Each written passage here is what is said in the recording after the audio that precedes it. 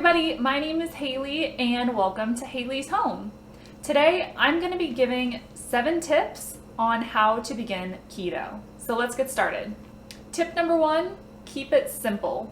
This is huge because there are so many different rules and things to try when you can do keto, but in the beginning, when you're first starting, if you've never done it before, I would focus on just the food. So for example, what do you need to eat while you're on keto? Well, I have a whole video just talking about what keto is and the do's and don'ts of what you can eat, what you can't eat. So I will link that down below as an intro to what keto actually is.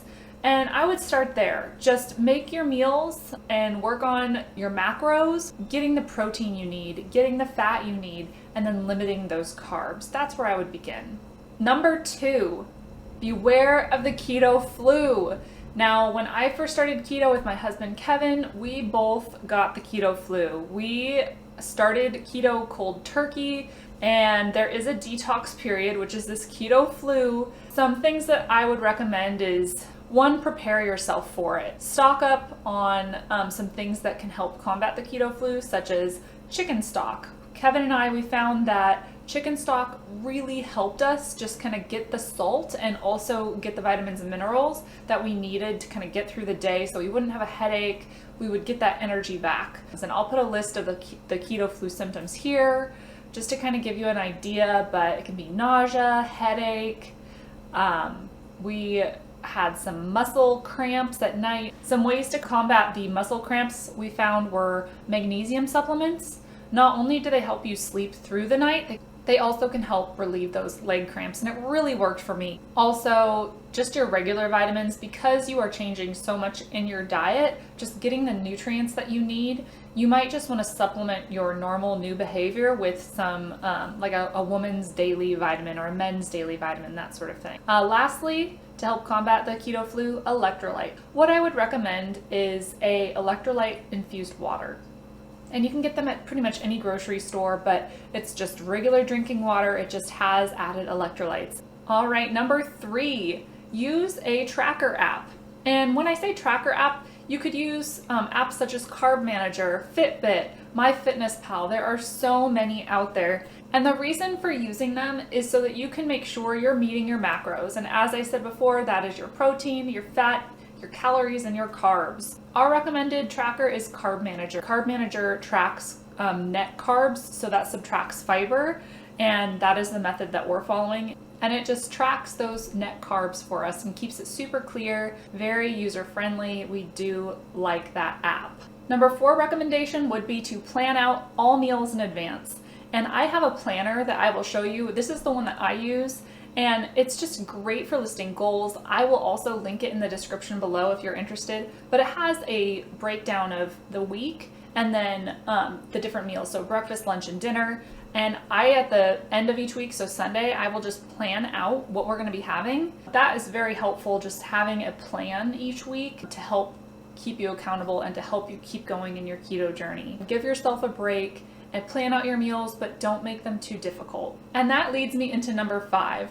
That would be buy some keto bars. So I just don't like to be overwhelmed, and I also know myself enough that I'm not gonna wanna cook all the time, especially in the beginning when you're already exhausted, your body's going through a lot of changes. We bought keto bars, and I may have planned to have a meal at dinner, but if I'm not feeling like I want to put in effort, if I don't have that energy, having keto bars keeps you on the keto process. It has really helped for us. And here is a list of different keto bars that we have used. There are lots of different varieties to choose from.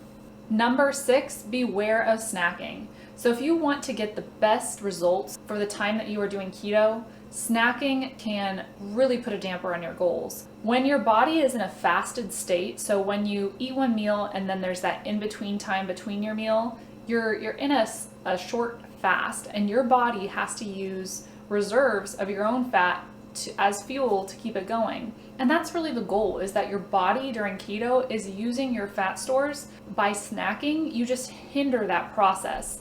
So I would just be very cautious when snacking. Make your meals that you eat enough so that you will stay full until the next meal.